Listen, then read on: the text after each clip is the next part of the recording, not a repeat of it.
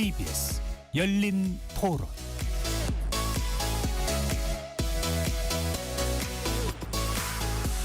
안녕하십니까. KBS 열린 토론 배종찬입니다. 2026년 올해 인공지능은 이제 단순한 검색 도구를 넘어 스스로 판단하고 실행하는 에이전트의 시대로 진입하고 있습니다. 찾아보는 AI에서 알아서 해주는 AI로의 이 거대한 변화는 우리의 일자리와 일상 그리고 글로벌 산업 지형을 뿌리채 뒤흔들고 있는데요. AI 에이전트 시대. 놀랍고 편리하긴 하지만 우리의 일자리와 일상의 주도권은 여전히 안전한 걸까요? KBS 열린 토론에서는 세 분의 전문가 모시고 우리 삶 깊숙이 들어온 AI 에이전트의 실체와 그 너머의 미래를 전망해 보겠습니다. KBS 열린 토론 지금부터 시작합니다. 치열한 토론 속에서 더 나은 세상을 찾아갑니다. 올바른 세상을 만드는 첫걸음. 평일 저녁 7시 20분 KBS 열린 토론.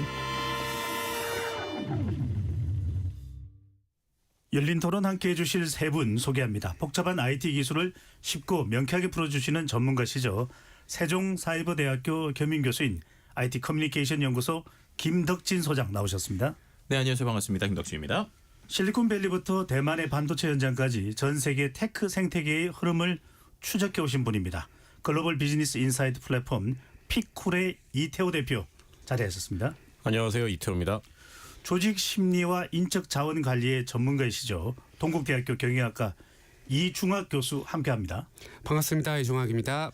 KBS 열린 토론 문자로 참여하실 분은 샵 9730으로 의견 남겨주실 수 있고요. 단문 50원, 장문은 100원의 정보 이용료가 붙습니다. KBS 1라디오의 모든 프로그램은 유튜브에서도 함께할 수 있으니까요. 많이 들어와 주시고 구독 꾹 눌러주시고 좋아요도 많이 보내주시면 좋겠습니다. 정말 놀랍습니다. AI 에이전트란 대서특필된 뉴스 중에 하나가 바로 시댄스 2.0 할리우드는 망했다. 이제는 영상도 배우도 음성도 만들어냅니다. AI는 신기한 도구를 넘어서서 이제 일상이 됐고 산업이 되고 돈이 되고 미래가 되고 있습니다. 세 분이 생각하시는 2026년 AI 트렌드 한 단어로 정의해야 한다면 어떻게 정의하시고 설명하실 수 있는지 먼저 김덕진 소장님부터요. 네, 저는 자율이라는 단어를 얘기해야 될 것 같습니다. 자율이라는 단어의 의미가 예를 들면 처음에 우리가 챗GPT 나왔을 때는 뭔가 알려줘, 저거 검색해줘 라고 하면 그때야 움직이는 수동적인 도구였잖아요. 그런데 이제 2026년 초부터 우리가 상당히 놀라고 있는 이유가 AI가 스스로 상황을 판단하고 또 알아서 움직이고 행동하기까지 한다는 거예요. 그래서 이게 컴퓨터 안에서도 스스로 움직이기도 하지만 또 이번 올해 초에 CES에서 여러분들이 아마도 그 현대차 아틀라스의 로봇을 보면서 느꼈지만 야 이제 로봇도 알아서 AI 때문에 움직이기 시작하는구나 라고 하는 그 자율이라고 하는 키워드가 아무래도 올해 가장 좀 중요한 화두가 되지 않을까 이렇게 생각이 듭니다. 자율. 이중학 교수님은요? 저는 동료라고 생각하는데요. 이제 과거처럼 챗GPT나 뭐 클로드 이런 것들을 단순히 도구로서 프롬프팅해서 결과를 가져다 쓰는 게 아니라 제 일터와 이제 삶에 굉장히 깊숙하게 들어와 있는 동료처럼 기능하는 것 같아요. 예를 들면 최근에 저도 일할 때 이제 이 AI라는 동료 없으면 못하는 게 굉장히 많이 있거든요. 그렇기 때문에 올해 아마 중요한 키워드가 에이전트와 함께 동료로서의 AI이지 않을까 싶습니다. 네. 이태호 대표님은요? 저는 삶이자 이제는 현실이 되었다라고 생각합니다. 그러니까 과거 이제 스마트폰이 처음 나왔을 때 생각해 보면 스마트폰을 내가 쓴다라고 얘기를 했지만 지금은 아무도 스마트폰을 내가 쓴다라고 이야기하지 않듯 이제는 AI가 삶과 현실이 돼서 그러니까 마치 물화일체처럼 AI와 내가 일치되는 그런 세상으로 지금 서서히 가고 있다. 그렇게 생각이 됩니다. 네. 이태호 대표님 말씀하시니까 요즘 깜짝 놀랄 일이 있습니다. 네. 심지어는 부부 싸움을 해도 이 문제를 어떻게 해결해야 될지를 챗 GPT 인공지능에게 물어본다는 이야기가 나올 정도인데 김 소장님. 네. 검색의 시대가 가고 에이전트의 시대가 온다. 이제는 검색도 챗 GPT로 한다고 합니다. 한때는 이게 이제 유튜브로 넘어갔다가 네. 이 네이버에서 녹색 창이었는데 유튜브로 넘어갔다가 이제는 챗 GPT에 오픈 AI의 제미나이에다가 검색을 한다는 이야기가 나오는데 생활 속으로 피부로 느낄 수 있는 가장 큰 변화 네. 뭡니까?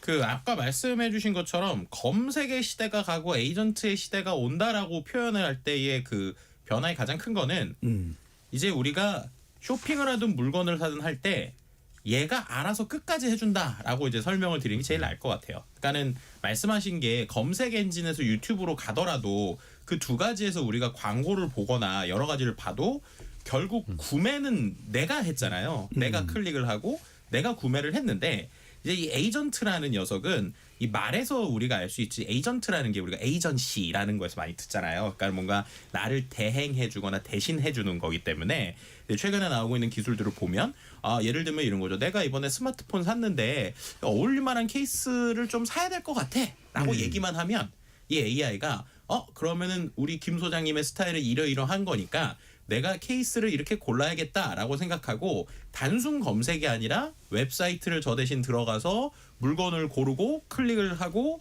그 안에서 장바구니에 넣고 이거 결제해드릴까요?까지도 가기도 하고 또 최근에는 거기다가 카드 결제 카드 번호까지 넣으면 결제까지 끝내서 저희 집에 오는 실제로 이런 기술들이 올 초에 지금 쏟아지고 있거든요.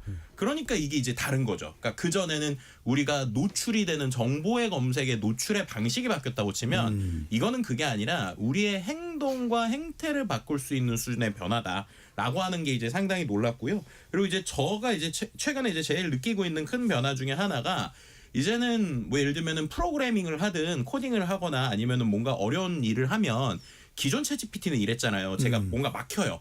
막히면 야 이거 왜 막혔어? 라고 이제 AI 챗GPT한테 물어보죠. 그럼 얘가 이거는 이렇게 고치셔서 쓰시면 돼요 라고 얘기해주면 그걸 다시 제가 컴퓨터에 복사해서 붙여넣든 아니면 다시 그 얘가 하라는 대로 가이드를 제가 다시 썼잖아요. 이젠 고쳐주죠. 네. 클로드 코워크라는 녀석한테 그냥 컴퓨터에 권한을 주고 나서 야 나 고장났어 라고 하면 제가 해드릴게요 라고 하더니 컴퓨터에 파일을 막 마음대로 고치고 해결됐습니다 해보세요 이런 시대가 오는 거죠. 그러니까 이게 이제 정말로 우리 삶에서 한 단계 한 단계씩 AI가 우리의 일들을 도와주고 정말 기존엔 생각지도 못했던 것들을 빠르게 해주는 시대가 2026년 초부터 지금 우리에게 확 열리고 있다 뭐 이렇게 좀 말씀드릴 수 있을 것 같습니다. 그래서 얼마 전에 그게 소프트웨어 몰락 이야기까지도 나왔는데 젠슨 왕이 그건 아니다라면서 이제 일단 이 하락세가 이제 소프트 기업의 빅테크 기업들이 하락세가 또 멈추기도 했습니다만 주가 하락세가 자 에이전트 이야기를 했습니다만 이중학 교수님 그러면 기존의 시리나 알렉사 같은 경우에는 이른바 도우미 역할, 어시스턴트 역할을 했거든요. 에이전트와 이런 시리나 알렉사하고는 또 어떤 차이가 있다고 봐야 되는 겁니까? 사실은 이제 챗봇이나 시리 같은 친구들을 우리가 사전에 이제 정의되어 있는 규칙에 기반해서 움직인다라는 의미에서 우리가 챗봇 혹은 어시스턴트라고 불렀고요. 다만 에이전트는 저희 김덕진 소장님 너무 잘 설명해 주신 것처럼 자율성을 갖고 있습니다. 예를 들면 이 친구 같은 경우는 인간이 준 목표를 달성하기 위해서 계획을 수립할 수 있다는 첫 번째 특성이 있고요.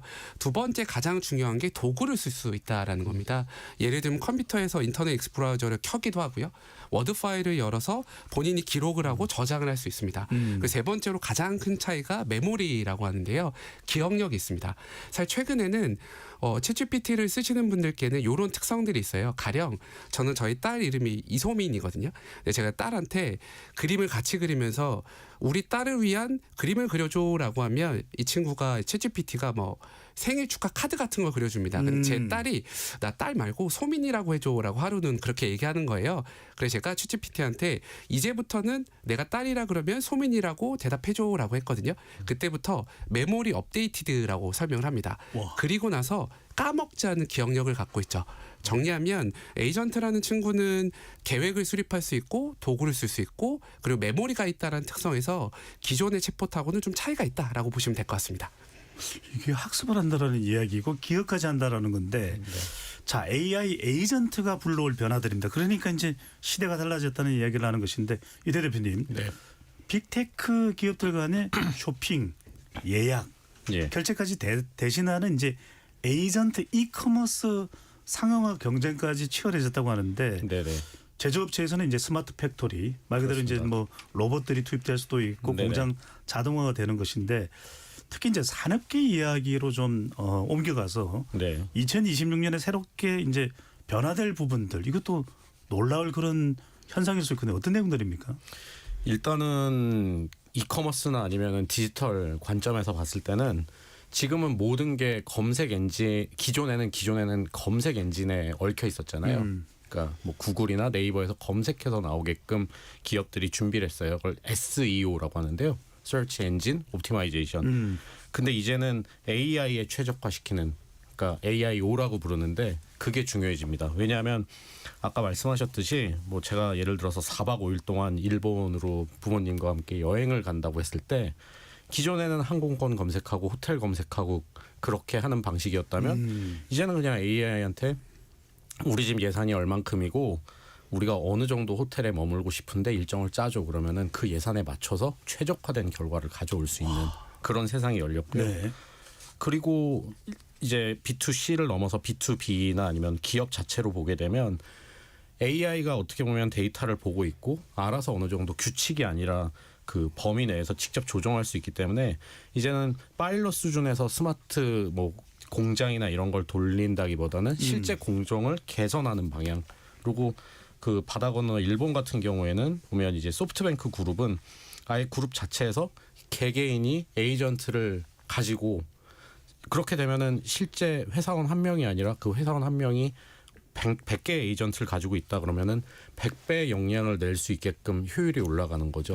그런 것들이 어떻게 보면 공상과학 같은 이야기가 아니라 정말 지금 현재 벌어지고 있는 그런 산업계의 이야기입니다. 아니 그 김동수 선생님 그렇게 네. 되면은 이제 어느 산업 분야고 개인 사업이고 간에 AI 이 에이전트와 따로 생각할 수 없다 이렇게도 봐야 되는 거 아닐까요? 네, 그래서 제가 좀 이런 표현을 많이 하는데 이제는 AI에 간택당해야 된다라는 표현을 해요.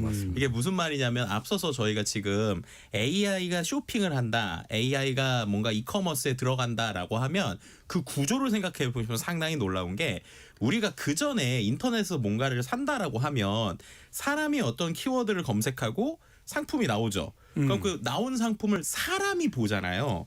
사람이 보고 결정을 해서 클릭을 하는데 그냥 이제 AI한테 알아서 시키면 사람 대신에 상품을 AI가 보는 거예요. 그러면 AI는 사람하고 다르게 검색하는 방식이나 생각하는 방식이 좀 다르거든요. 예를 들면 지금 우리가 하고 있는 여러 가지 뭐 네이버나 구글에 들어가면 어떤 키워드를 치면 광고가 뜨기도 하고 또 상품을 유도하는 것들이 있잖아요. 그런데 이 그 에이전트 기반의 커머스는 프로그래밍을 기반으로 움직이다 보니까 이제 그 우리 눈에 보는 것처럼 화려한 이미지를 보는 게 아니라 그 뒷단에 있는 텍스트나 기호를 본단 말이에요. 그렇게 되니까 이 AI가 뭔가 결정을 했을 때랑 사람이 결정을 했을 때랑 좀 달라질 때들이 있습니다. 냉정하더라고요 보니까 AI 그렇죠. 에이전트는. 냉정하기도 하고 또 거기에서의 구조에 맞춰서 나오기도 해요. 그래서 그런 것들을 아까 이태호 대표가 설명한 것처럼 AI 최적화라고 해서 이제 AIEO라고 부르는데 그렇다면 오히려 이게 기회가 될 수 있는 게 기존에는 큰 기업들이 수십 년간의 똑같은 방식과 논리로 지금 광고판을 잡고 있단 말이에요. 그렇게 되니까 스타트업이 뭔가를 하고 싶어도 돈으로 막 밀어붙이는 키워드는 위에 뜰 수가 없어요. 그런데 이제 이런 변화의 어떠한 변곡점에 있을 때는 큰 기업이 움직이기 전에 내가 AI의 특징을 빨리 인지를 하고 그것을 가지고 AI가 좋아하는 형태로 컨텐츠나 내용을 구성하기 시작하면 자기가 힘이 별로 없어도 AI에게 간택당할 수가 있는 거예요. 그렇게 되면은 아주 빠르게 짧은 시간에 어떤 매출을 내거나 아니면 갑자기 주목을 받을 수 있게 되는 그런 현상들이 나오는 이러한 좀 변화의 흐름 때문에 말씀하신 것처럼 AI를 우리가 꼭 알아야 되는 부분이 있고요. 또 한 가지로 제조 분야에서도 최근에 제가 되게 재밌는 현상들을 많이 보는 게 예전에는 디지털 우리가 말하는 스마트 팩토리 혹은 디지털 전환이라고 하면 제일 어려운 부분이 이 간극이 있어요. 어떤 간극이 있느냐? 현장에 계시는 분들은 컴퓨터를 잘하진 않잖아요. 이제 엔지니어링을 잘하고 그런데 이제 컴퓨터 프로그래밍으로 코드로 뭔가 이제 만들긴 해야 되거든요. 그러니까 이 코드를 잘 짜는 사람하고 그 다음에 현장에서 이 기계를 잘 만지시는 분들끼리 소통이 잘 안 됐는데 이제 챗GPT 같은 AI는 쉽게 말하면 세팅만 돼 있으면 우리가 인간의 언어로 얘기를 하면 얘가 잘 알아듣는단 말이에요. 그렇게 되니까 공장에서 원래 노하우가 있으신 분들이 AI랑 대화를 하면 AI가 그거를 컴퓨터 코드로 바꿔서 뭔가를 해결해주기 시작하는 거예요. 그렇게 되면은 결국에는 현장에 노하우가 있는 사람들이 오히려 AI 시대에 내가 AI를 잘 못해도 되게 이제 잘 될 수 있는 부분이 있죠. 이제 그러한 사회의 변화들을 좀 트래킹을 하시다 보면 이 변화의 틈에서 우리가 할 수 있는 것들이 있다라는 것들을 아마 인지하시게 될 겁니다. 알겠습니다. 김동수 선생님 매우 흥미로운 부분을 아세요. 그동안에 예. 우리가 뭘 사업을 해보려고 그래도 돈이 없어. 사람이 없어. 그런데 이제는 이 AI만 있으면 1인 기업이 AI를 통해서 뭔가 부를 창출할 수 있고 기회를 창출할 수 있고 이렇게 되지 않을까요? 이태호 대표님. 그게 정말 정확한 말씀이시고 김 소장님 말씀하신 것도 정확한 말씀이신데 5년 전을 생각해 보면은 코로나 이후에 이제 개발자를 확보한다고 개발자 전쟁이 벌어졌잖아요. 예. 개발자면 뭐 연봉을 많이 받을 수 있다 이랬는데 지금은 오히려 개발자들이 많이 해고되고 있어요. 이 말씀을 왜 드리냐면 기존의 산업군의 지식을 갖고 있던 분들이 코드를 아예 안 짜는 건 아니지만 바이브 코딩이라고 해서 지금 저희가 이야기하는 이런 자연어 우리가 사람이 쓰는 말로 명령을 내리면은 만들어줍니다. 시스템을. 그렇게 만들어주기 때문에 어떻게 보면 기존의 인재를 확보해야 되는 그런 관점보다는 내가 정말 업의 속성을 정확하게 알고 있고 그 업의 속성에 따라서 뭔가를 만들어낼 수 있으면은 기업체를 만들 수 있는 거죠. 그래서 뭐 AI에 물어봐도 되고 뭐 네이버나 구글 같은 서치 엔진에 물어봐도 되지만 요즘에 솔로프레너라고 그래서 1인 기업들을 지원하거나 1인 기업들이 1인 기업가들이 어떻게 성공할 수 있는지에 대한 이야기가 최근 뭐 대한민국뿐만 아니라 글로벌 전체 생태계에서 핫한 아이템, 그러니까 매우 뜨거운 아이템이긴 합니다. 그러니까요. 예. 이 교수님 그러다 보니까 이종욱 교수님 우리가 기업 경영할 때 그런 이야기 참 많이 하고 조직 역량, 직무 역량 대부분 이제 컨설팅 분석을 해도 그걸 많이 했는데 이제는 아니다. 이것도 앞으로 이제 오늘 꼭 여러분들이 이제 청취자분들도 유튜브 시청자분들이 기억해 두셔야 용어인데 스킬로 SKILL 스킬 기술 중심으로 조직이 재편된다. 어떤 의미입니까? 좀 설명해 주신다면요. 사실은 이 스킬로 재편이 되어야 하는 가장 중요한 이유는 인간하고 AI랑 협업해야 되기 때문에 그런데요.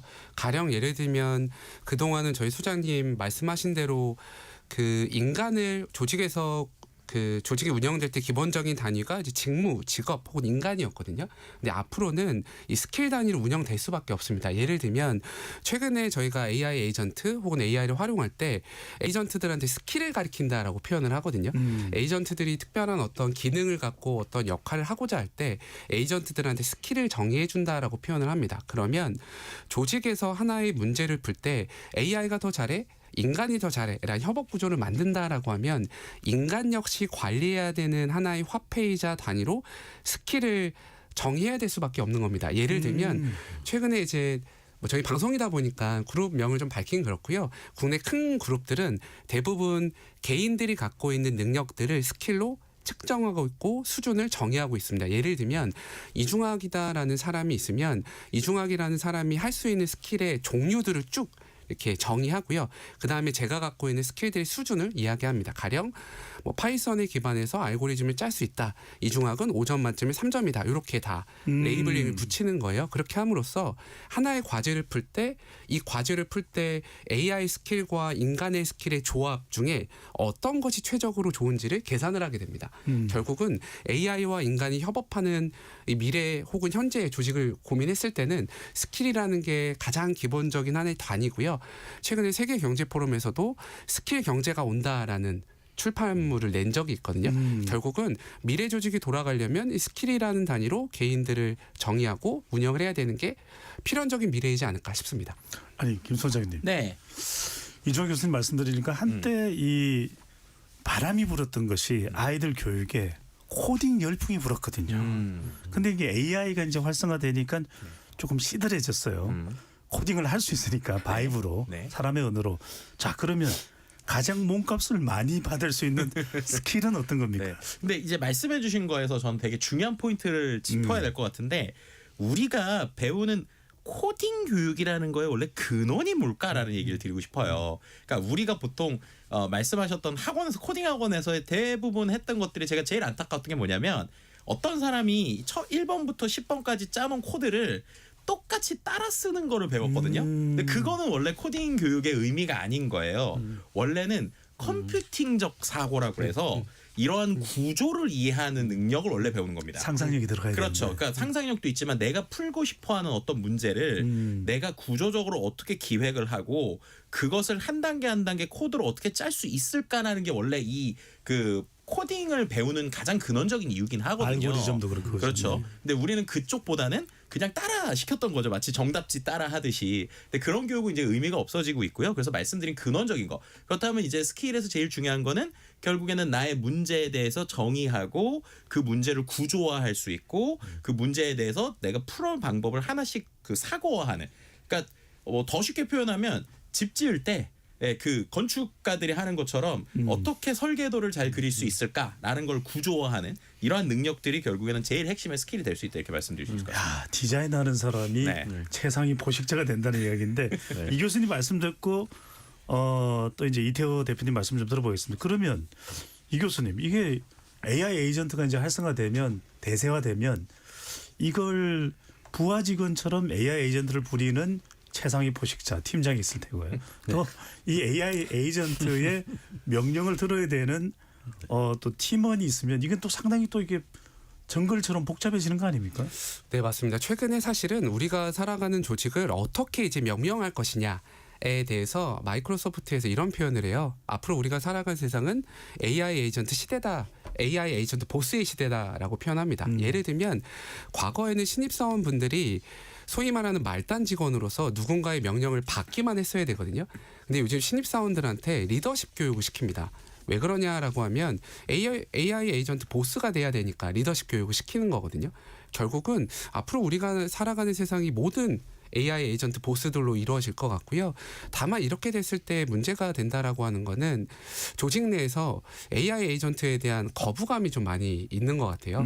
최근에 여러 조직들의 컨설팅을 가다 보면 거칠게 이런 표현 하러 오세요. 제가 외부자니까 어떤 분들께서 지금 당신이 하는 얘기는 지금 우리 아이들 직원들의 목에 칼 대는 얘기다라고까지 표현을 하거든요. 결국은 그런 심리적 저항을 어떻게 헤쳐나감으로써 소위 말하는 AI 에이전트 보스로 개인 구성원들을 거듭나게 할 것인가가 굉장히 중요한 문제인 것 같긴 합니다. 이태호 대표님 이 말씀은 예. 갈등이 안 생길 수가 없거든요.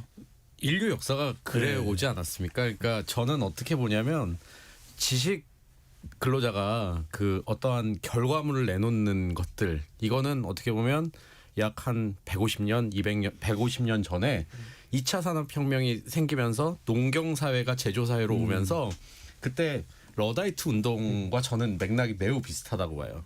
그러니까 어떻게 보면 그 3차 산업혁명이나 또 다른 그 우리의 삶이 변하는 게 AI로 지금 시작되는 상황이고 그래서 지금 회사의 조직들이라는 건 어떻게 보면 100년 넘게 쌓여온 형태잖아요. 그게 자동차를 만드는 회사건 뭐 테크 회사건 지금 다 결국에는 과거의 그런 관료제가 지금 온 건데 그거를 지금 고민해서 먼저 적용해 나가는 그런 과도기다. 저는 그렇게 생각됩니다.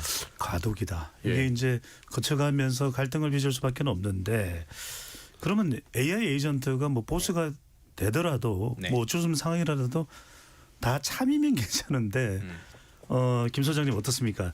이 정보를 어디까지 인베드해야 될지 사실 저도 이렇게 가끔씩 써보면 그렇죠. 틀린 정보도 많거든요. 맞아요.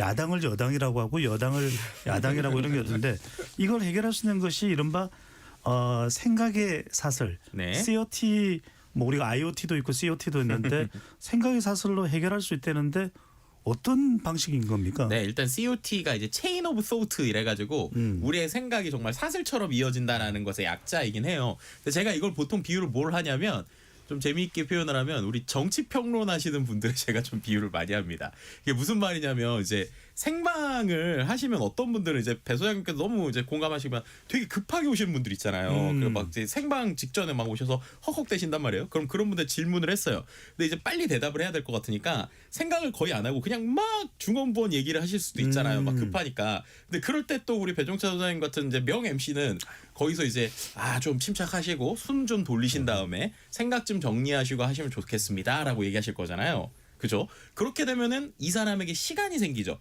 그러면 내가 바로 얘기를 안 하고 생각을 정리하고 고민해서 얘기를 하면 훨씬 더 조리 있게 얘기를 할 거잖아요. AI에게 그런 기능이 생긴 거예요.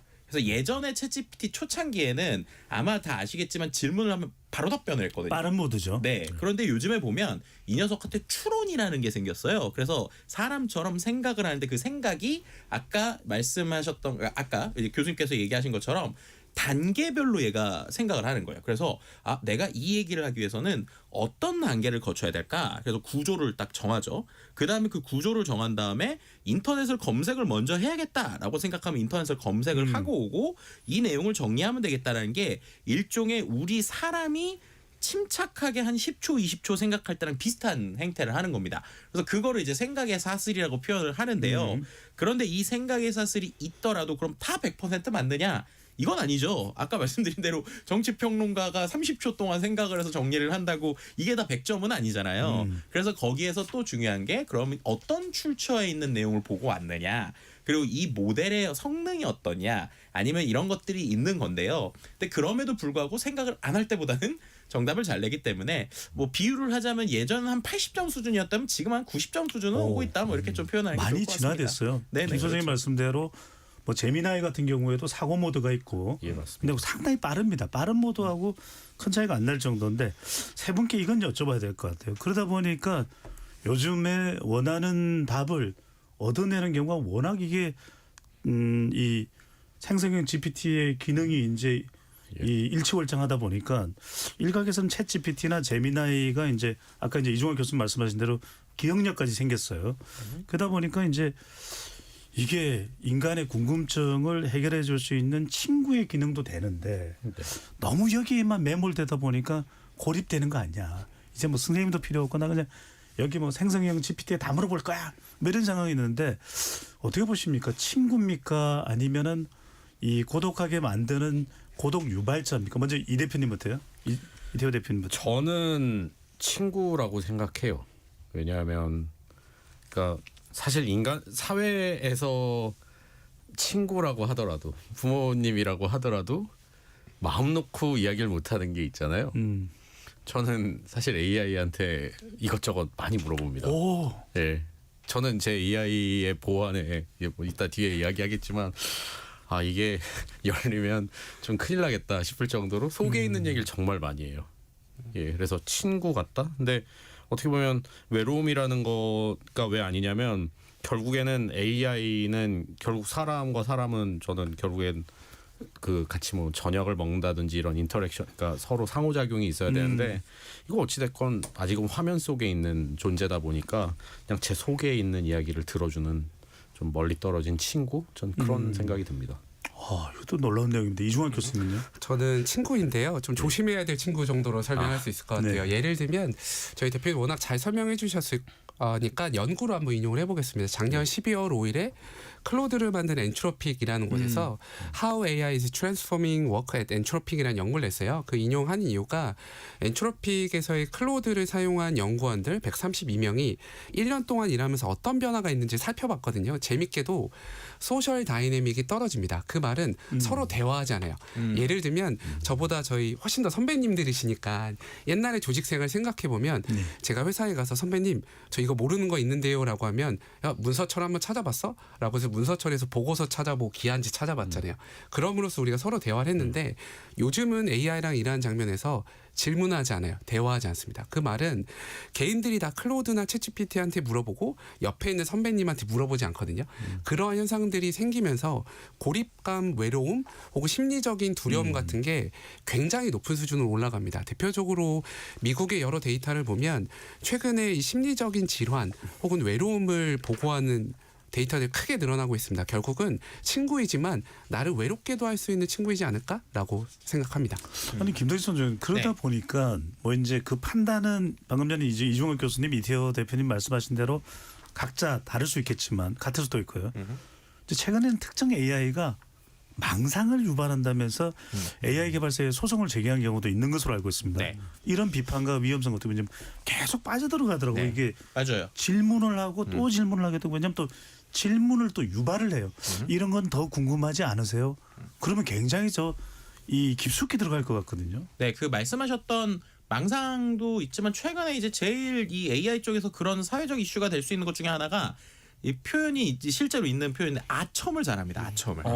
AI가 아첨을 잘해요. 네. AI가 어떤 아첨을 잘하느냐? 실제로 이거가 그 온라인에서 상당히 이슈가 됐고 이제 챗GPT를 만든 오픈 AI에서도 이제 이슈가 됐던 건데 예를 들면 이런 겁니다. 제가 AI한테 이렇게 물어봐요. 아, 내가 오늘 배가 너무 고파서 결국에는 야식으로 라면을 먹어버렸어 이렇게 얘기를 해요. 걱정이 되네요. 그렇죠. 그렇게 하면 걱정이 되잖아요. 그런데 그거를 예. 듣고 이 AI가 너 너무 잘한 판단이야. 너 스스로를 아끼고 너에게 최고의 선물을 준 거야. 너 진짜 최고다. 이런 식으로 얘기를 하는 거예요. 그러니까 이게 맞는 거냐 틀린 거냐가 아니고 아첨이라는 게 결국에는 우리가 듣고 싶은 것들을 얘가 계속 답변을 한다는 거예요. 근데 이게 이제 어떤 거에서 이슈가 될 수 있느냐? 이미 나에 대한 정서적 안정성이 있거나 이런 걸 구분할 수 있는 성인이거나 혹은 이제 독거노인처럼 정말 기능적으로 외로움을 채워줄 수 있는 분들에게 도움이 될 수 있는데 이른바 AI 네이티브라고 하죠. 지금 10대 이하 친구들에게는 이러한 것들이 자칫 잘못하면 내 정서적인 안정이나 완성이 되기 전에 그냥 AI는 내가 듣고 싶은 얘기를 해주니까 얘랑 대화하는 게 편하네. 아니면 얘는 뭔가 내가 대화를 하니까는 익숙하네라고 하면 자연스럽게 사람과의 대화보다 AI의 대화가 편해질 수가 있는 거예요. 근데 저는 이거를 충분히 사회적인 문제나 사회적인 현상이 될 수 있다고 생각하는 게 예전에 비슷한 현상이 10년 전쯤에 있었습니다. 이게 뭐냐면 폰포비아라는 말이 있었어요. 기억하시죠? 이 모바일 폰. 네, 전화를 두려워하는 세대. 폰포비아. 그게 뭐냐면 모바일이 처음 나왔을 때 그 전 세대들이 이해를 못하는 거예요. 아니 왜 얘네들은 전화라는 걸 무서워해? 그런데 이제 실제로 그러는 거죠. 근데 왜 그러느냐 생각을 해보면 이 문자나 톡 기반의 SNS 커뮤니케이션은 조금 이 비동기 방식이라고 하는데 제가 실시간으로 답변을 안 해도 돼요. 무슨 말이냐 메시지를 받아놨다가 제가 원하는 타이밍에 커뮤니케이션 할 수 있잖아요. 그러니까 커뮤니케이션의 주도권이 본인한테 있는 거예요. 그러니까 내가 원하는 타이밍에 원할 때 얘기를 하고 안 받아도 되니까. 그런데 이 전화는 보이지 않는 상황에서 실시간으로 대화를 해야 되잖아요. 그렇게 되니까 이게 자칫 잘못 얘기하는 거에 대한 두려움이 있으니까 메시지를 보내는 게 편하다고 생각을 했거든요. 근데 이게 처음엔 이상했는데 지금은 되게 익숙한 세대가 돼버렸잖아요. 그렇네요. 그런데 그거를 이제 똑같은 관점으로 보면 AI 네이티브들이 계속 많아지면 정말 극단적으로 얘기하면 왜 귀찮게 사람하고 얘기해? AI랑 얘기하면 되지? 이럴 수 있는 세대가 분명히 생길 수 있다는 겁니다. 그 약간의 방증이 이제 실제로 제가 KBS 9시 뉴스에서 본 기사 이제 내용이었는데 우리나라 10대들한테 최근에 인터뷰를 했더니 고민이 있을 때 물어보는 대상이 누구냐? 1번 친구, 2번 어머님, 3번이 아빠가 아니라 AI였습니다. 그리고 4번으로 아빠가 밀려났어요. 네. 슬픈 얘기네요. 네, 그런 현상들이 지금 있는 거라 지금 그 다음 세대들에 대한 건 좀 우리가 좀 고민을 해보거나 이런 것이 과연 좋은 것인가 아니면 사회적으로 어떻게 해야 될 것인가 같이 생각을 해보면 좋을 것 같습니다. 아빠가 어떻게 해야 될지도 AI에게 물어봐야 될까요? 자, 그런데 네. 이태호 대표님, 예. 뭐 심리적으로 친구냐 아니면은 더 고립시키는 유발자냐 떠나서 예. 경제적으로는 그런 생각도 들어요. 이렇게 일치월장하는 AI라면 네. 일자리를 잃는 사람들이 많아질 거 아니야? 그건 두려움이지 않습니까? 예, 그렇습니다. 예. 어떻게 보시나요? 저는 그래서 좀 조심스럽긴 한데 그 기본 소득에 대한 담론이 당연히 나와야 된다고 생각이 돼요. 왜냐하면은 그렇게 되면 사람이 뭐 일자리가 많아지고 뭐 젠슨 왕이나 뭐 일론 머스크 같은 사람은 원할 때 일하면 되고 그리고 AI가 생기면 사람에게 다른 일이 주어질 거라고 생각을 하는데 일하는 방식이 갑자기 확 바뀔 수는 없고 과도기를 겪어야 되거든요. 그러면 사람들이 돈을 벌어야지 먹고 살 수 있지 않습니까? 그러면 그렇게 되면 그걸 어떻게든 사회 정부나 아니면 사회 시스템상으로 보충을 해야 되지 않을까 그런 생각이 들어요. 왜냐하면 일자리 불안이 나오는 건 그러고 매우 당연하다고 생각이 되고요. 지금 이태호 교수님 말씀을 들으니까 들 수밖에 없는 생각이 아직까지 인공지능이 미각이나 또 아주 완벽한 인간 수준의 촉각까지 가지는 못했거든요. 예. 그러다 보니까 오히려 이렇게 노동을 하는 셰프나 요리사나 같은 경우에는 오히려 더 존재감이 있을 수 있는데 이종 교수님 오히려 화이트 칼라 뭐 분석하는 금융 분석가 통계 전문가 오히려 지식 노동자들이 블루콜라보다 더 큰 고용 위기를 겪을 수 있을 것이다. 이런 전망도 나오네요. 그건 사실 데이터로 보면 거의 팩트라고 보면 되고요.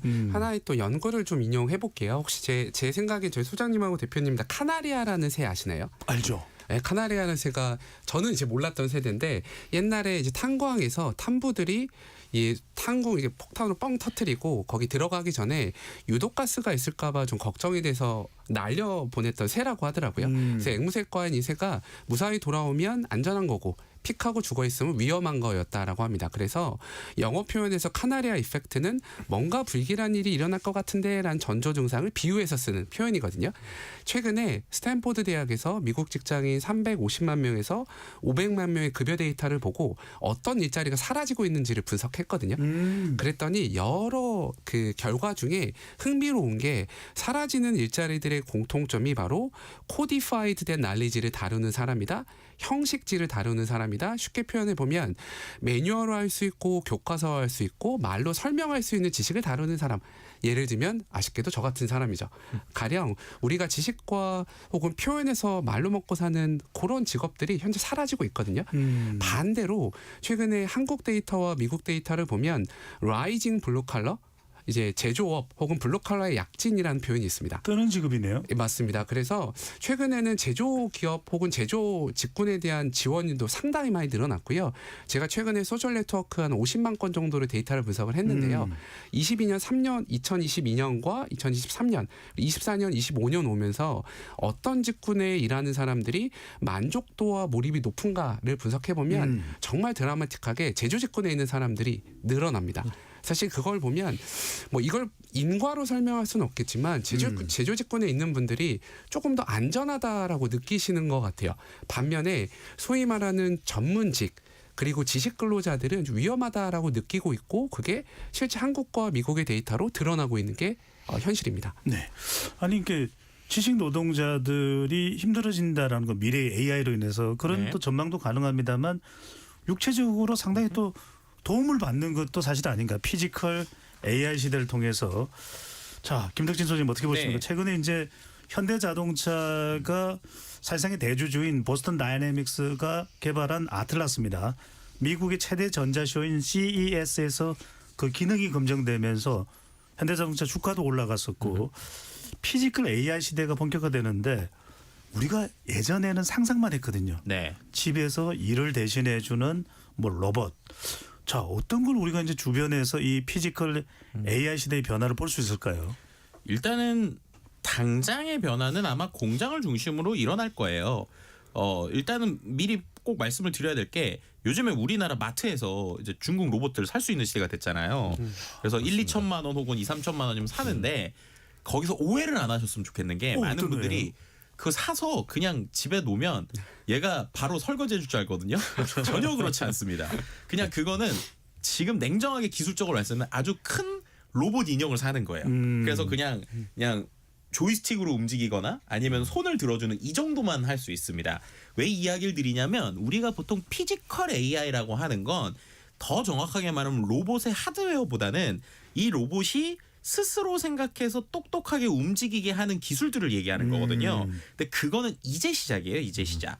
그래서 이제 보스턴 다이나믹스의 이번 로봇이 상당히 놀라움을 줬었던 이유는 일단은 하드웨어적으로도 상당히 기계가 부드럽고 사람이 일하는 것처럼 돌아간다도 있고 두 번째는 얘가 특정 공간인 공장이긴 하지만 일부 내용들을 스스로 공부를 해서 움직인다라고 하는 것 때문에 이제 상당히 놀란 거죠. 근데 실제로 이제 저도 CES에 가서 이 보스턴 다이나믹스에 있는 담당자분들 되게 오랫동안 얘기를 했는데 예를 들면은 하나의 동작 거기서 이제 데모로 보여줄 게 뭐냐면 철근 같은 거를 이 로봇이 잡아서 왼쪽에서 오른쪽으로 허리를 360도를 돌려요. 왜냐면 얘는 허리가 그냥 360도 돌아가니까 그 자리에서. 그래서 돌려서 이 옆에다가 이제 옮겨 놓는 작업이거든요.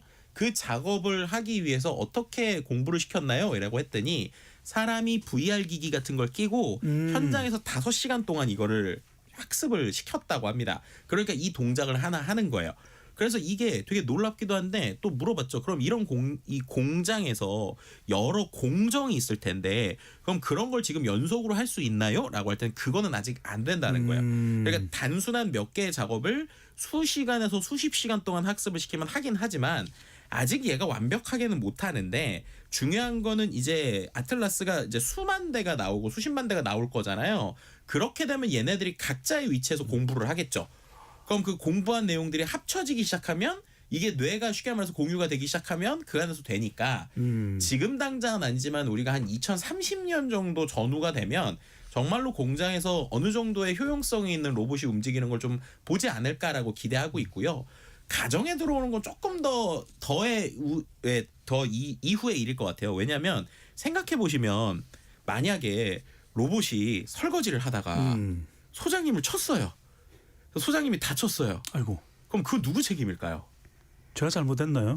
그러니까 이런 게 참 어렵잖아요. 네네. 그래서 그런 하나하나 결국에는 이 기술이 사회에 들어오기 위해서는 특히나 이런 집에 들어오기 위해서는 그런 안전성, 정말 99.99999% 이상의 안정성이라든지 그런 사회적 문제에 대한 논의가 되지 않는 이상은 이게 들어오기는 좀 어려워요. 그래서 오히려 기술적인 것보다 기술적으로는 솔직히 2030년 초중반이면 진짜 우리 가정에 들어올 수 있는 수준이 될 건데 그걸 받아들이는 인간의 어떠한 생각이나 행태가 얼마나 빨리 바뀔까라고 하는 게 결국에는 우리 삶에 얼마큼 들어올 것인가랑 좀 연결이 된다고 볼 수 있을 것 같습니다. 이야기하신 김에 잠깐 이종학 교수님께 좀 여쭤보고 갈게요. 그러니까 결과적으로는 피지컬 AI가 가정으로 온다라는 것은 일종의 이런 것 같은 이 피지컬 AI 윤리 현장도 만들어져야 되는 거 아닌가. 말하자면 이 우리가 말하는 DOF 자유도는 놀랍습니다. 몸을 360도로 긋고 그건 이제 이 경천동지화 수준이 됐는데 가정으로 들어오려면 아직 그런 부분들은 굉장히 좀 섣부를 수 있겠네요. 사실은 저희 김덕진 소장님 너무 잘 말씀 주신 대로 가야 될 길은 먼 것 같아요. 기술적으로도 아직 조금 먼 것 같고요. 저희 배 소장님 말씀해 주신 대로 이 AI가 문제를 일으켰을 때 법적 책임이 누구한테 있는가, 그리고 두 번째로는 AI의 행동 규칙들을 어떻게 정의해야 되는가에 대한 윤리적인 문제도 아직 많이 남아 있습니다. 예를 들면 저희 엔트로픽에서 개발한 클로드 같은 경우는 보통 AI 헌법이라는 게 있거든요. Constitutional AI라고 AI가 반드시 지켜야 될 헌법 같은 게 있습니다. 이런 것처럼 이제 이런 논의들이 됐거든요.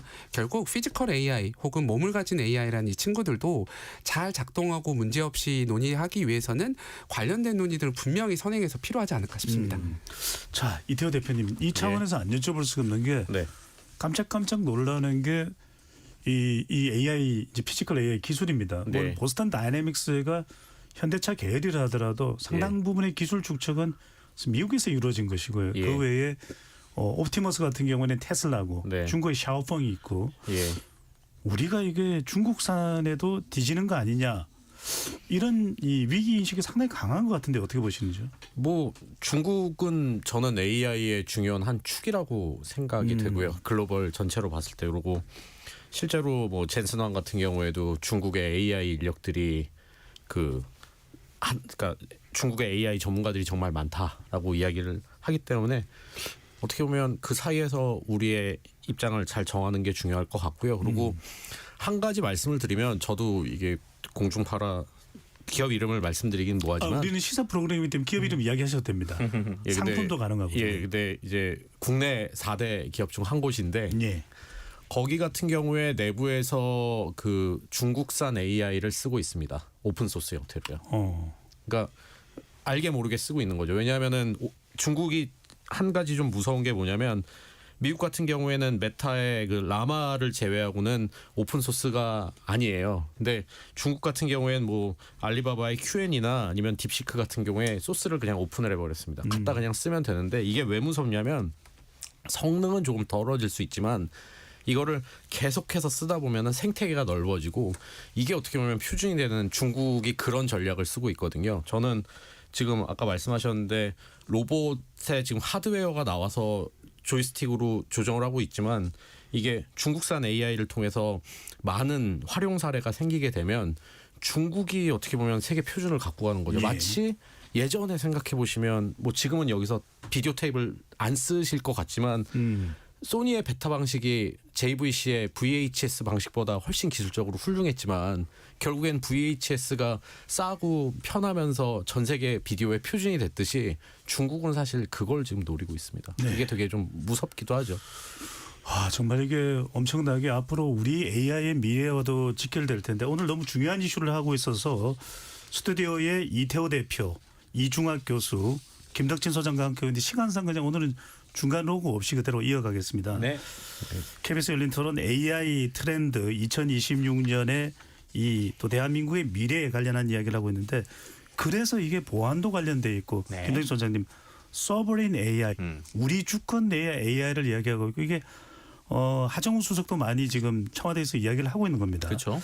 근데 그렇게 우리가 가야 되는데 갈 수 있는지 실제로 또 그게 얼마나 중요한 건지 우리 주권, 우리의 기술로 네. 보안까지 유지하는 AI 어떻게 보시는지요? 그러니까 이렇게 표현드리면 좋을 것 같아요. 이번에 그 KAI라고 해서 뭐 국가대표 AI 뽑을 때 일종의 논란이 하나 있었던 게 있어요. From Scratch 논란이라는 게 있는데 이게 조금 기술적으로 어렵지만 좀 쉽게 설명을 드리면 앞서서 이태호 대표가 그 얘기를 했잖아요. 오픈 소스다. 그러면 이제 우리가 보통 오픈 소스라고 하면 기존의 오픈 소스는 어떻게 돼 있는 거냐? 설계도가 다 공개가 돼 있는 거예요. 그래서 제가 이런 프로그램을 만든다라고 하면은 그 설계도를 그대로 보면은 똑같이 따라할 수 있으니까 그 설계도를 갖고 응용하면서 가는 쪽에 가까웠거든요. 근데 AI 쪽에서의 오픈 소스는 조금 결이 다릅니다. 왜냐하면 얘는 단순히 설계도가 아니라 엄청나게 많은 데이터를 학습을 시켜서 만든 덩어리란 말이에요. 그러다 보니까 대부분은 이 오픈 소스라고는 하지만 실제 그 안에 데이터가 뭐가 어떻게 들어가 있고까지 다 뜯어볼 수가 없어요.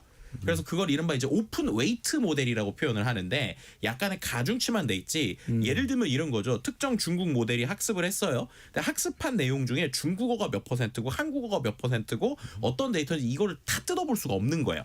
그래서 그거를 바닥부터 만든다라고 해서 그걸 from scratch라고 하거든요. 그래서 KAI 모델들은 바닥부터 그러니까 완전히 데이터 구조부터 해서 새로 만들다 보니 뭔가 검증이 필요하거나 확인이 필요하다라고 하면은 이걸 확인해 볼 수 있는 구조로 만드는 게 이제 KAI의 핵심 중에 하나였습니다. 근데 그게 왜 중요하냐? 지금 AI가 답변을 할 때 생각해 보시면 얘가 어떤 원리로 답변을 하지? 라는 걸 우리가 정확하게 알지 못해요. 궁금합니다. 그렇죠. 자율주행차도 비슷합니다. 얘가 왜 왼쪽으로 꺾지? 그걸 알 수가 없어요. 그래서 그걸 이른바 이제 블랙박스라고 표현을 하는데 그럼 이제 어떤 문제가 생기느냐? 만약에 우리가 일상에서의 업무에서 쓰는 거 말고 아까 말씀드린 대로 이 피지컬 AI라고 하는 게 이제 여러 가지가 들어가는데 국방에도 들어가고 교육에도 들어간단 말이에요. 그럼 예를 들어서 우리나라의 아주 중요한 전장에서 뭔가 AI한테 명령을 내려가지고 움직이는데 얘가 갑자기 왜 그런지 모르게 오류를 냈어요. 아니면 왜 그런지 모르게 갑자기 이상한 일을 했어요. 근데 이게 왜 그렇지? 라는 걸 타국의 모델이면 우리가 그걸 검증할 수가 없는 거예요. 그런데 이제 만약에 우리나라의 모델이라고 하면 그 이유를 밝혀내거나 내용을 뜯어볼 수가 있는 거죠. 그래서 그런 관점에서 이 AI 모델은 일종의 주권하고도 좀 연결이 돼 있기 때문에 이걸 좀 두 개를 나눠서 보시면 좋을 게 비즈니스에 쓰는 최신 모델들은 저는 글로벌에서의 경쟁이 있는 것도 참 좋은 것 같아요. 근데 그럼에도 불구하고 우리의 어떠한 공부를 그러니까 우리의 역사를 위한 교육이나 아니면 사람들의 생각이나 이런 데서 AI 다 물어보고 있잖아요. 그렇게 할 때의 기본적인 이제 우리나라의 어떤 결을 지킬 수 있는 부분들 그리고 보안이나 국방 같은 정말로 중요 요소들에는 반드시 이 KAI나 이 소버린 AI가 좀 중요한 키워드가 된다. 그래서 경쟁이 심하고 솔직히 우리나라에 쓰는 예산이 아무리 커봤자 솔직히 말하면 빅테크 하나 기업에 쓰는 투자 비용보다 안 되거든요. 근데 그럼에도 불구하고 우리가 반드시 이 소버린 AI를 지켜야 되는 이유는 이런 결에 있다라고 좀 말씀을 드릴 수 있을 것 같습니다. 이태호 대표님 그래서 예. 지금 중요한 게 이제는 인구가 아니다. 네. 또는 심지어는 군사 숫자도 아니다. 예. 국력은 AI 인프라다라는 이야기가 나오고 있는데 네네. 저희 그런 이야기를 또 젠슨 왕이 했습니다.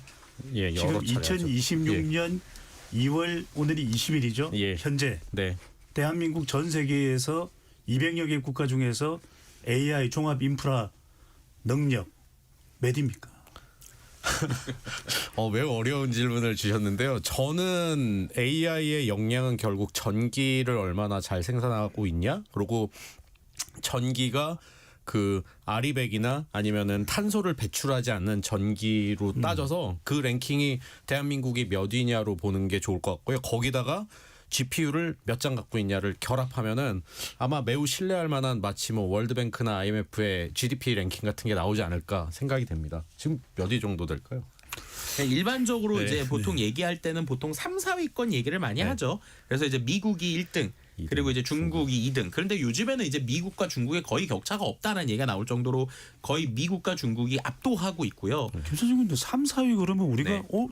대단한데 안심해도 되는 건가 이런 생각이 들 것 같기도 해요. 그런데 냉정하게 말하면 1, 2등하고 3, 4, 5등의 격차가 너무 크긴 합니다. 네, 맞습니다. 그러니까 거의 이제 AI 시장에 극단적으로 말하면 1, 2등이 80% 이상.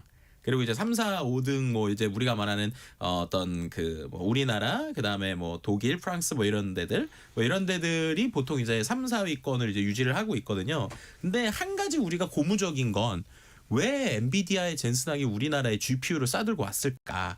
결국 GPU의 코어가 되는 이제 그 안에서 꼭 빠질 수 없는 어떤 HBM이라든지 메모리 이런 것들이 우리나라가 이제 많이 가지고 있잖아요. 그러니까 어쨌든 이 AI 자체를 국내에서 어떻게 쓰느냐라고 할 때는 조금 순위가 뭐 3, 4위권이라도 좀 격차가 나는 3, 4위권이긴 하지만 우리나라의 기업들이 없이는 AI도 안 된다. 라고 하는 것도 좀 정확하게 말할 수 있는 상황이라고 말씀드릴 수 있습니다. 우리 경쟁력을 여하튼 더 끌어올려야 되는데 이종혁 교수님 참 교육이 중요할 것 같아요. 70년대, 80년대, 90년대 고도 성장할 때 우리 교육은 대단했고 미국의 오바마 대통령도 한국 교육을 칭찬했는데 지금은 KBS의 명품 다큐멘터리의 제목이 의대에 미친 한국, 공대에 미친 중국이거든요. 어떻게 해야 됩니까? 사실 저는 이렇게 거시적인 장면에서는 그 말씀해주신 대로 어떤 한 전공으로 쏠리는 것보다는 장기적 관점에서 공대에 뭐 투자하는 것도 있을 것 같고요. 근데 저는 좀 더 조직 생활 실무를 오래 했기 때문에 저희 학우님들께 이런 말씀드립니다. 요즘은 제 수업에서는 대부분 이제 에이전트 포트폴리오 같은 걸 만들거든요. 가령 최근에 실리콘밸리에서 채용을 할 때 이런 질문을 합니다. 첫 번째는 당신은 어떤 에이전트 개발해 봤나요? 두 번째, 당신은 어떤 에이전트 보유하고 있나요? 결국은 한 개인의 경쟁력을 측정할 때 그동안은 학력, 뭐 토익 점수, 학점 이런 게 중요했다라고 하면 이제는 하나의 문제를 어떻게 정의해서 에이전트와 풀어봤고 그리고 얼마나 많은 에이전트를 보유하고 있는지가 개인의 경쟁력인 것 같아요. 저는 개인적으로 한 20개 정도 에이전트랑 일을 하거든요. 그럼 제가 하는 일에 밸류체인상에서 20명의 에이전트들이 팀으로 일하기도 하고 각각 펼쳐져 있습니다. 이런 것처럼 학교 수업에서도 이런 에이전트들을 만들어서 개인의 경쟁력을 높이는 활동을 하고 있어요. 결국은 단기적으로 혹은 중기적으로는 에이전트와 협업해서 조직에서 성과를 낼 수 있는 능력을 발휘해 주는 게 중요할 것 같고요. 장기적으로는 저희 배 소장님 말씀하신 대로 국가의 정책이나 혹은 어떤 교육의 방향이 어떻게 바뀔지는 조금 더 논의해 봐야 되지 않을까 싶긴 합니다. 네, 여쭤본 김에 더 여쭤볼게요. 미국의 이 AI 소프트웨어 기업인 팔란티어는 아예 대졸자를 뽑지 않는다. 이 고졸자를 뽑아서 더 지능적으로 훈련시킨다는 이야기도 나오는데 기성세대는 어떻게 해야 됩니까? 지금 AI 에이전트를 모르고서는 살아남지 못할 것 같은데 어떻게 해야 됩니까, 교수님? 사실 저는 그 논의 주실 때마다 일단 먼저 써보라고 말씀드려요. 제가 인용을 또 해보면 사실 AI 씬에서 가장 AI와 협업해서 비즈니스와 일하는 방식을 크게 바꾼 회사로 모더나를 얘기하거든요. 이 백신 회사로 유명한 모더나 같은 경우는 AI를 어떻게 조직에 잘 적응했지? 라는 그 비결에 대해서 작년도 12월 달에 오픈 AI에서 리더십 가이드라는 걸 냅니다. 거기서 모더나의 CEO가 이런 표현을 해요. 전 되게 좋아하는 표현인데요.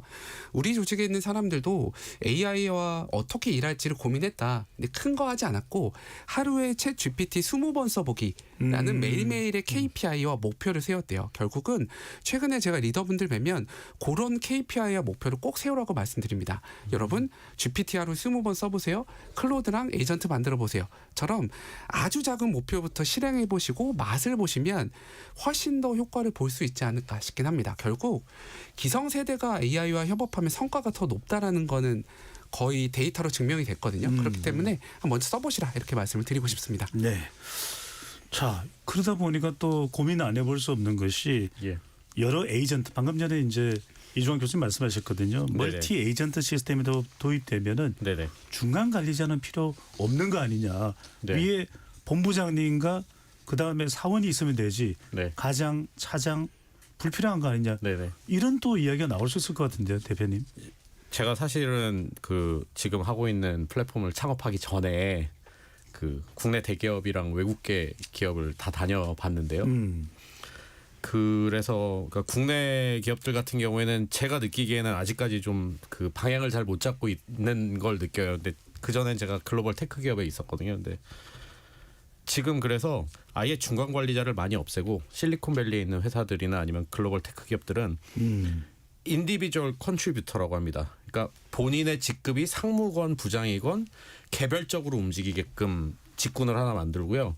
아니면 아예 그냥 너는 관리에 정말 역량이 뛰어나니까 넌 매니저를 해. 근데 넌 매니저만 하는데 사람을 매니지하는 거 플러스에 더해서 AI 에이전트도 같이 매니지를 해. 이렇게 지금 바뀌고 있어요. 그러니까 그게 어떻게 보면 이제 해외에서 이런 성공 사례가 나오면 국내 기업들도 받아들일 것 같은데 결국 과도기는 어찌됐건 힘들 수밖에 없지 않나 그렇게 생각이 됩니다. 말 그대로 조직이 아니라 이제 스킬 기술을 익혀야 되는 상황인데 김택신 소장님 네.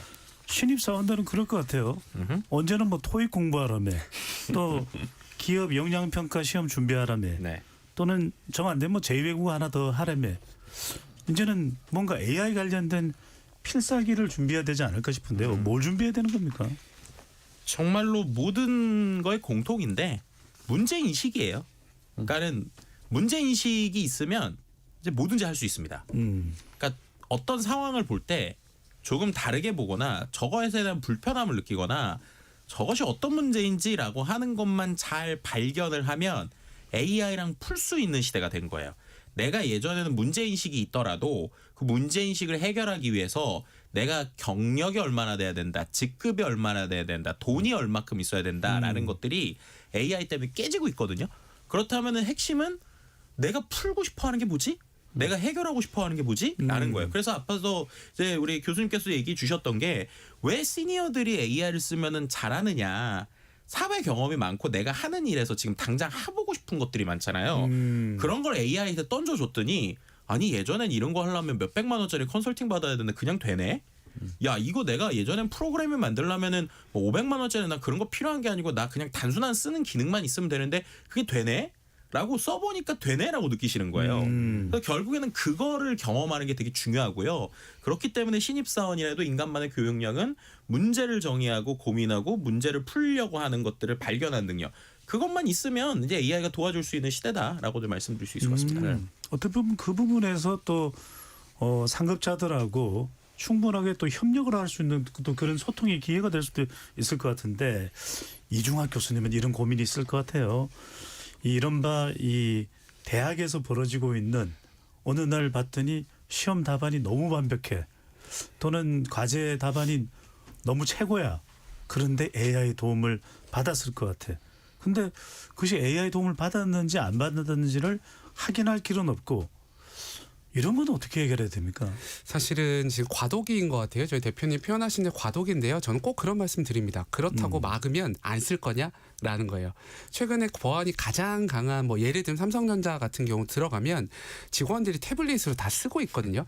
결국은 어떻게 씁니다. 그러면 문제 없이 쓸 수 있도록 가르쳐 주는 거거든요. 예를 들면 저는 저희 학우님들께 꼭 드리는 말씀이 AI와 협업해도 좋다. 그러나 거기서 오는 부작용에 대해서 충분히 알자라고 설명을 드립니다. 가령 예를 들면 요즘 이거를 이제 인지 저하 혹은 디스킬링이라고 부르기도 하거든요. 그냥 AI를 자판기처럼 생각하는 거예요. 뚝딱하면 나오는 자판기라고 생각하고 과제를 해옵니다. 그러면 단기 과제는 풀 수 있지만 중장기적으로는 문제 해결력에서 떨어집니다. 결국은 쓰는 건 개인의 선택이지만 부작용을 알고 쓰세요라고 충분히 가이드를 드리면 제가 현재 마주하고 있고 함께 소통하고 있는 저희 학원님들은 그래도 고민해서 본인이 문제를 정의를 하고 풀어가는 과정 속에 AI와 협업을 하거든요. 그래서 꼭 저는 부작용을 말씀을 드리면 긍정적으로 활용할 수 있다라고 생각합니다. 예. 아니 교수님 말씀대로 저희 이제 우리 열린 토론에서도 같은 주제를 다뤄봤는데 그 이야기를 하시더라고요. 정작 핵심 답은 빠져 있더라. 이태호 대표님, 예. 그나저나 아까 그 이야기 하셨어요. 이제 이 고민 상담도 네. 이 AI와 하고 있다는 말씀이셨는데 그때 중요한 게 보안 같아요. 이른바 예. 이 프라이버시 문제. 예. 이건 어떻게 판단하셔야 될까요? 예, 그러니까 고민을 개인적인 좀 제가 좀 해명을 하자면 제 개인적인 고민뿐만 아니라 중국 저는 해외랑 일을 많이 하다 보니까 중국 사람들에게 이렇게 메시지를 보는 게 맞냐 문화적 맥락 중국 AI한테 물어보면 정확한 답이 나올 수 있고 뭐 미국 유럽권이나 뭐 이런 것 때문에 제가 상담을 하고 있는데 일단 보안과 관련해선 저는 그 무료로 쓰거나 아니면은 이 그러니까 제 프라이버시가 제 스스로는 오픈이 안 되는, 그러니까 제 프라이버시나 제가 쓴 기록이 다 오픈된 데다가는 민감한 걸 남기지 않습니다.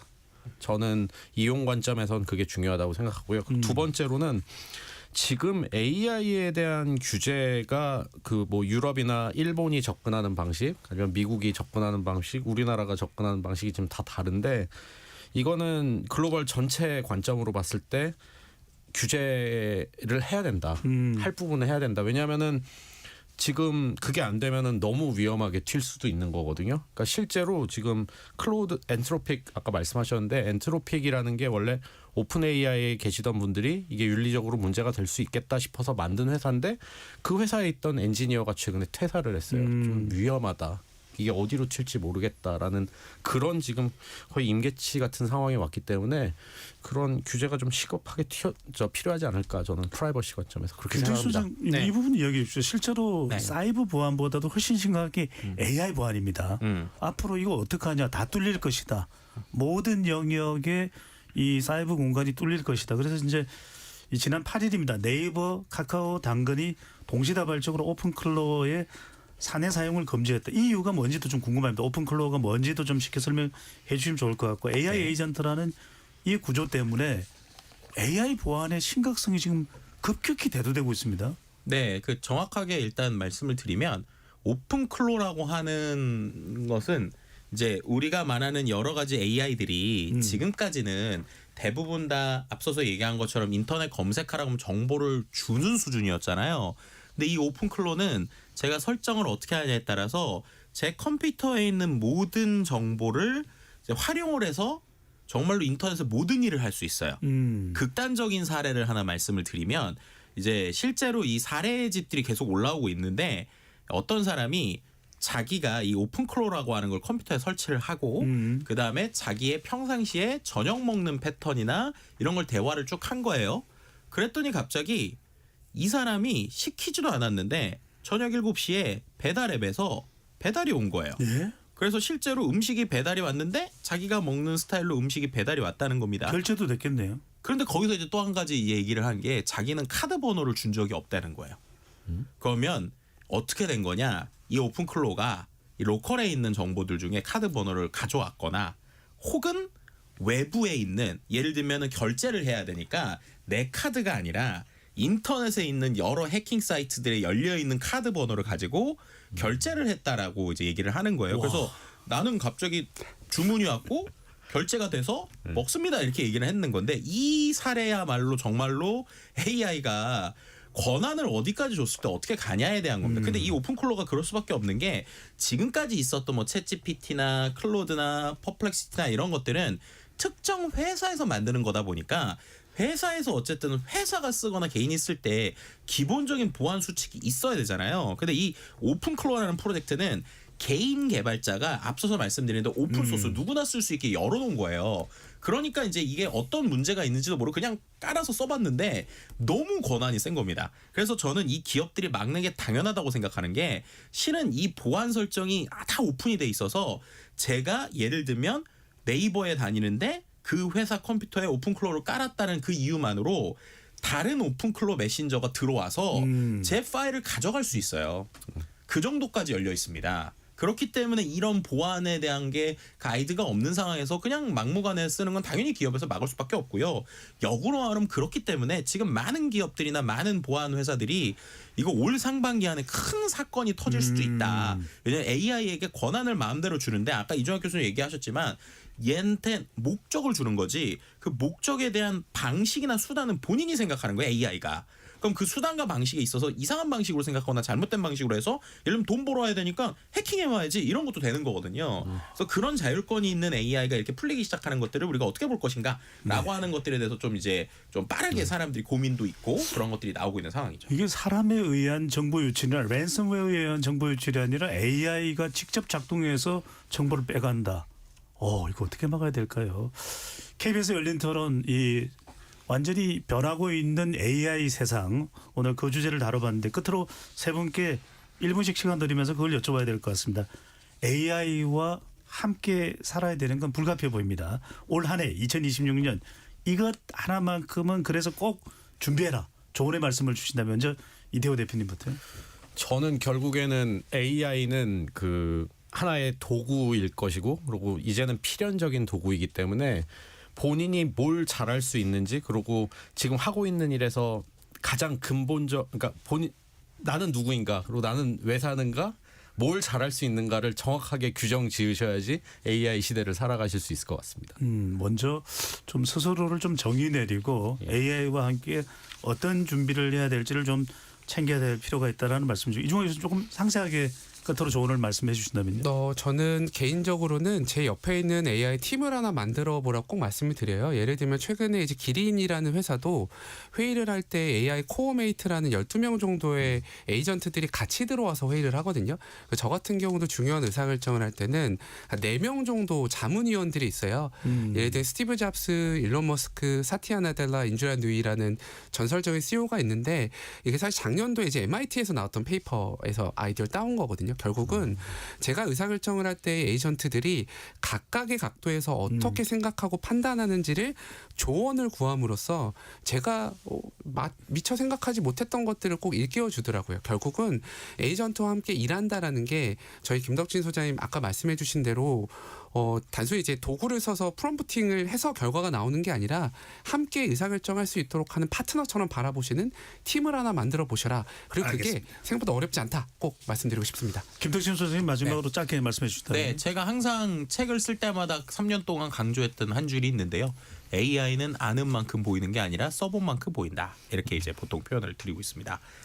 네, 그럼 이제 중요한 건 어떻게 써야 되지라는 건데 일상에서 내 문제가 있는 것들을 그냥 물어보시는 게 제일 중요하다. 그래서 AI를 쓰는 걸 어렵게 생각하지 마시고 그냥 뭐든지 켜서 내가 지금 책 쓰고 싶다. 그러면 나 책 쓰려면 어떻게 해야 돼? 음악 만들고 싶다. 음악 만들고 싶으면 어떻게 해야 돼? 부터 시작하시거나 만약에 소상공인으로 음식점 운영하시는 분들이라면 우리가 이 음식점 어떻게 관리해야 돼? 라고 하면 요즘엔 간단한 프로그램까지 짜주거든요. 알겠습니다. 그래서 그렇게 해보시라라는 말씀을 꼭 네. 드리고 싶습니다. 무엇보다도 AI와 함께 가야 된다는 걸 인식하는 준비부터 필요하지 않을까 하는 생각이 듭니다. KBS 열린 토론 이것으로 모두 마무리하겠습니다. 오늘 함께해 주신 동국대학교 경영학과 이중학 교수, 김덕진 IT 커뮤니케이션 연구소 소장, 글로벌 비즈니스 인사이트 플랫폼 피쿨의 이태호 대표. 세 분 말씀 고맙습니다. 네, 감사합니다. 감사합니다. 지금까지 KBS 열린 토론 배종찬이었습니다.